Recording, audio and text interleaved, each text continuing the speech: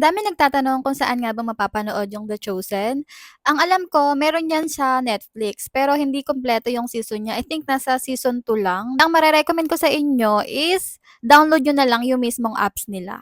Available siya sa App Store or Play Store. So, search niyo lang yung The Chosen. Pagka-download niyo, tap niyo yung open. Mag-sign up lang kayo and then ayan. Nandito yung season 1 and 3.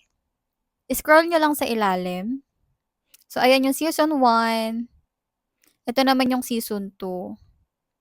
Season 3 and yung season 4, nakabukod siya. For example, click natin dito sa episode 2, season 4. Marami din silang subtitles. So, pili lang kayo. For example, dito yung Tagalog. Play natin. You apologize to repent. Forgiveness is a gift given from the other person. O, 'di ba? Tapos ang maganda pa dito, meron silang audio. So, pwede din kayong mamili kung anong audio o gawin nating Tagalog. Ako ang nagbabago sa tao. Mas alam mo yan kaysa sa iba. Alam kong mahirap. Bakit kailangan maging ganun lahat?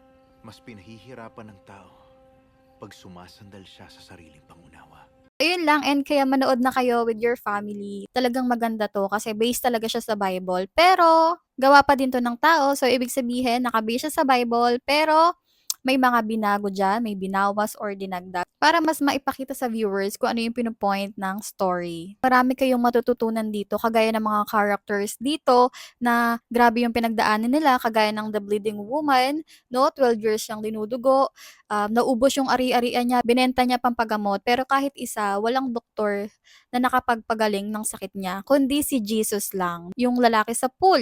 'Di ba, ang taga ilang taon siyang naghihintay do'n, akala niya do'n siya gagaling, pero pinuntahan siya ni Jesus. And possible din na mangyari sa'yo yun. Kaya, 'wag mo din ini-ignore yung mga na-scroll mo dito sa social media about sa Word of God. Baka isa yan sa sign ni Lord sa'yo na paglapit niya sa'yo. And also, libre lang yan. Kaya ano pang hinihintay nyo?